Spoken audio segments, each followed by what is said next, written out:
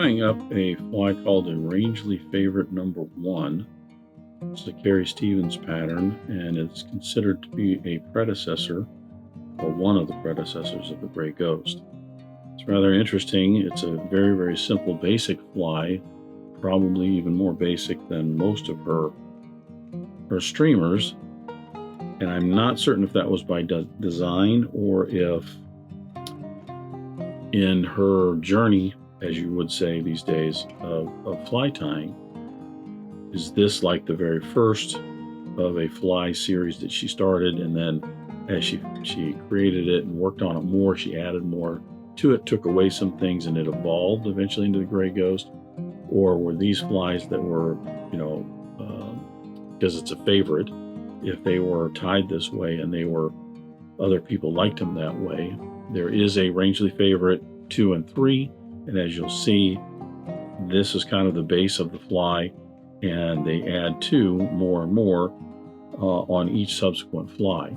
So it's just kind of an interesting thought in terms of the process. If you've ever created your own patterns, sometimes you have to go through multiple iterations to come up with something that you really, really like. So anyway, that is the Rangeley Favorite number 1. Now I'll get started tying.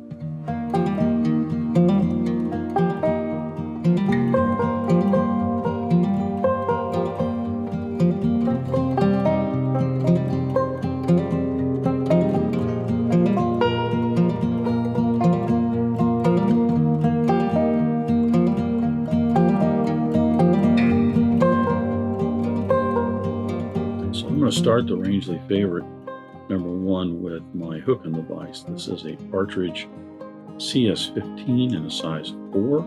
It's a 9X long streamer hook. Gone ahead and attached my white thread. The body on this fly is just silver tinsel.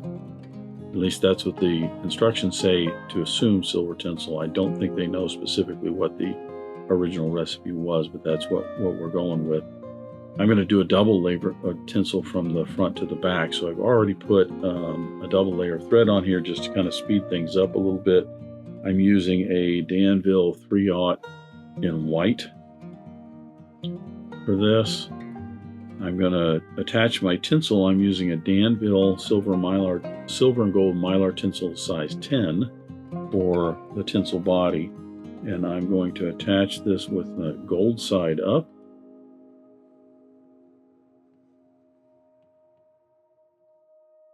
I'm going to fold that over just to get my crease and get it started. Now I'm going to put on a layer of Flex Cement. I'm just using a little bit of Dave's Flex Cement. This is just to add a little bit of reinforcement to the fly in case while it's being fished that Mylar breaks, it won't unravel, because a Mylar has a lot of memory in it. And if you've ever tried to wrap one of these bodies and your fingers slip and you lose control of it, you'll understand what I mean, because it just unravels real quick. So with that Flex Cement on there, I'll go ahead and apply the tinsel in a double layer all the way down and back.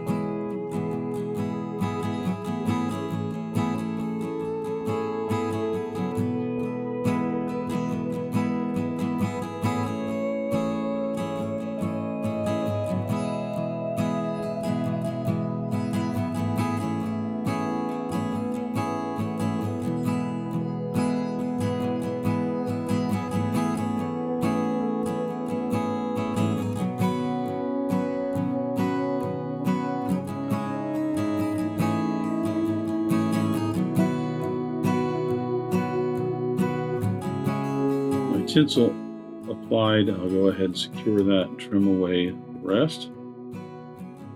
Moving my thread forward, I'm going to attach the black thread as a finishing thread on the Rangeley Favorite number 1.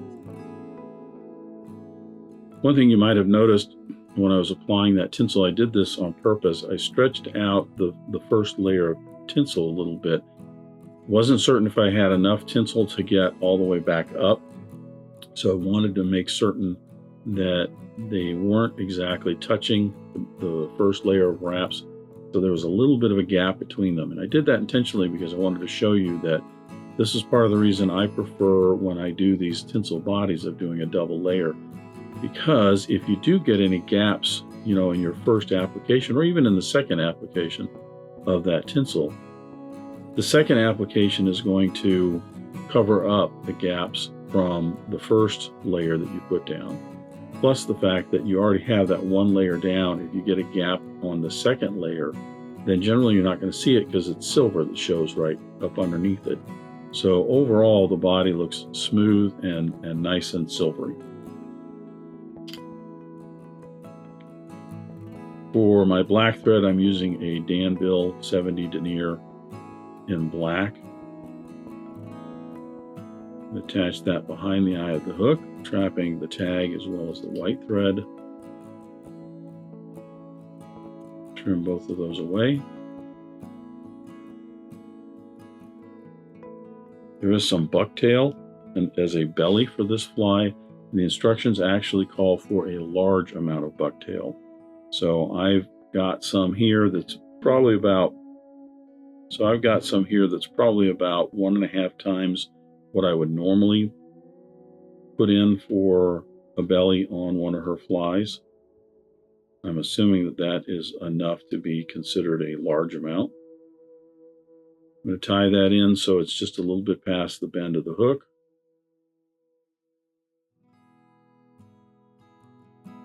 Securing that to the underside, I'll trim away the excess.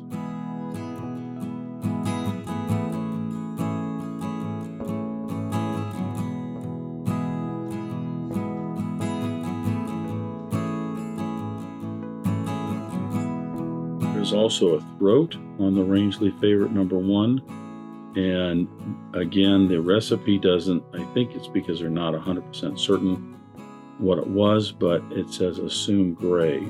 So what I've done instead, I don't have any gray schloppen, but what I've done instead, taken some of these large feathers from this whiting rooster cape that I'm using, because the wing is also gray, and I'm just going to peel off some of these long barbs right down here at the bottom to produce the barbs for the throat. This is a technique that I also showed in another fly, another Carrie Stevens streamer called the Pink Lady.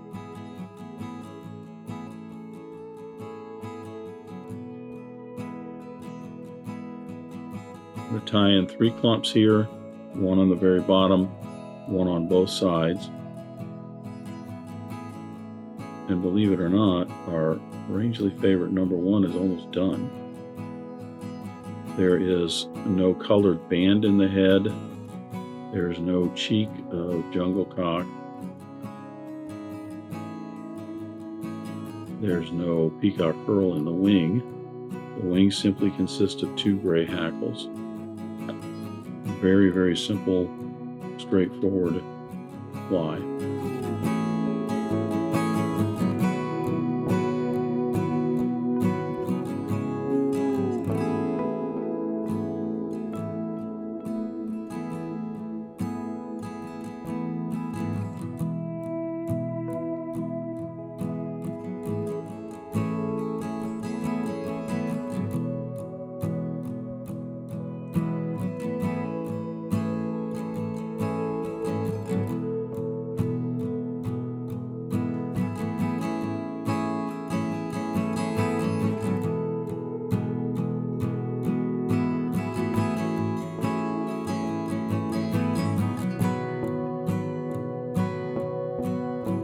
With the throat tied in, I'll level this off, clean this up a little bit. Nice little platform for our wing. Those barbs kind of came out. I tied those in a little short.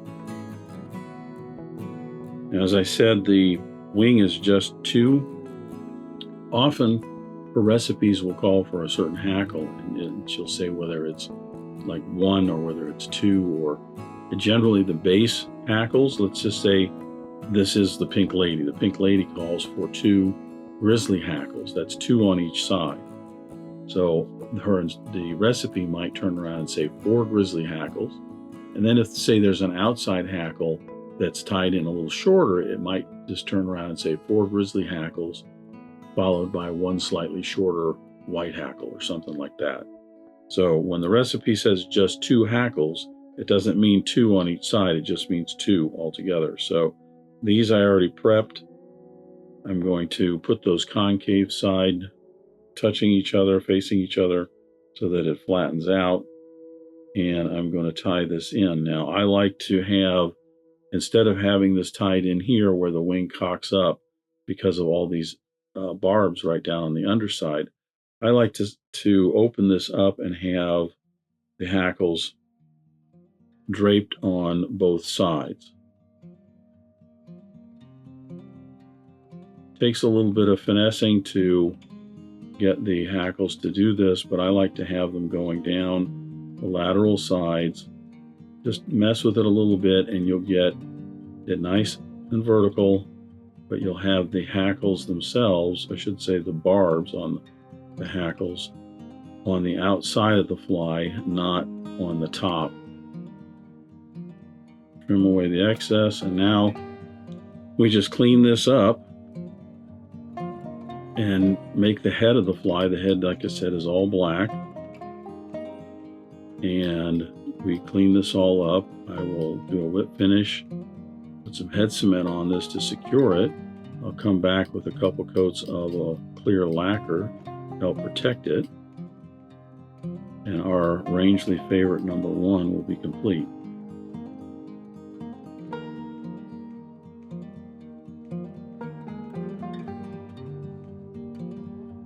Now, as I mentioned in the introduction, this is considered, the Rangeley Favorites number 1, 2, and 3 are considered to be kind of predecessors of the Gray Ghost. And as you'll see in the other videos, this base fly right here gets added to some components, whether it's 4 hackles in the wing, maybe it gets a tail on it or a floss body, different things like that. I don't know if that is intentional or if it's just a side effect of, her skills or even developing these patterns. Maybe that's, what they start out with. They like it and they add a little here, add a little there, take away that, until they finally get something that, really just feels much more complete.